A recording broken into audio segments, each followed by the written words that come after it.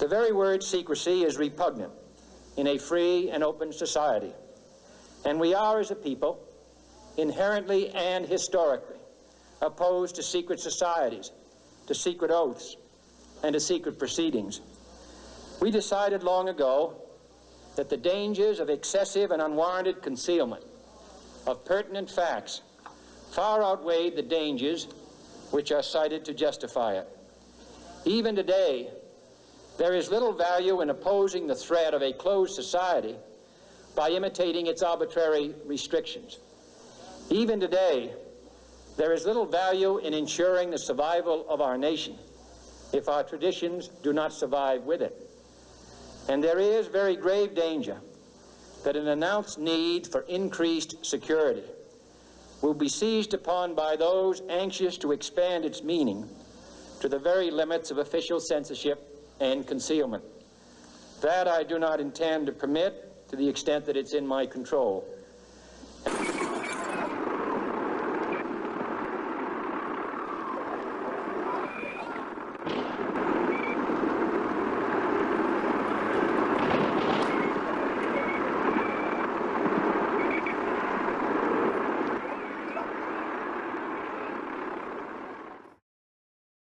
We have before us the opportunity to forge for ourselves and for future generations a new world order, a world where the rule of law, not the law of the jungle, governs the conduct of nations. When we are successful, and we will be, we have a real chance at this new world order. There is a plot to enslave every man, woman, and child on this planet under a totalitarian one-world government. This plan has been talked about and warned about by many world leaders and former presidents. It's true, it's verifiable, and worst of all, this plan is quite far along already and succeeding. We are allowing a small elite group of people to enslave us all. We are letting it happen. Some of us see this and are trying to sound the alarms, but the mass public is in such an intense state of brainwashed sleep that we are having trouble waking them up. But we must keep trying. We must shake them awake, and we must stand up united and face down this small group of powerful predators and take back our country, our way of life, and our future before it's too late, and it's damn near too late already. This plan that I speak of has been on display publicly since 1871.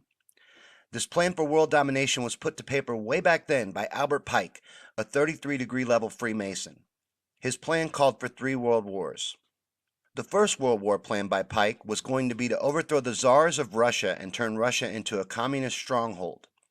The Second World War, Pike wrote, must be fomented by taking advantage of the differences between the fascists and the political Zionists. This war, he said, must be brought about so Nazism is destroyed and that the political Zionism will be strong enough to institute a sovereign state of Israel in Palestine.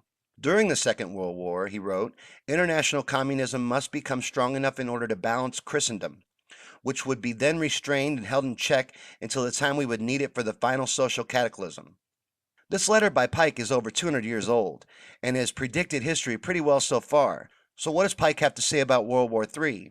Well, he went on to write, the Third World War must be fomented by taking advantage of the differences caused by the agentur of the Illuminati between the political Zionists and the leaders of the Islamic world. The war must be conducted in such a way that Islam and political Zionism mutually destroy each other. Meanwhile, the other nations, once more divided on this issue, will be constrained to fight to the point of complete physical, moral, spiritual, and economical exhaustion.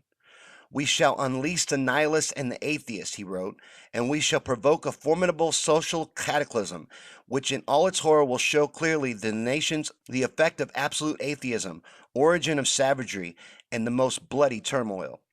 That sure does sound a lot like the endless wars going on in the Middle East right now, doesn't it?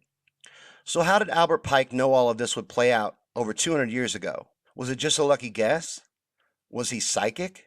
No. Pike knew how this would play out not because he's psychic, but because he was connected to the true power that runs and controls this world. This has all been planned out for hundreds of years, and it's all right in our faces, hidden in plain sight. Now, while the plan might be out in the open, the predator class pulls the strings from inside the shield of secret societies.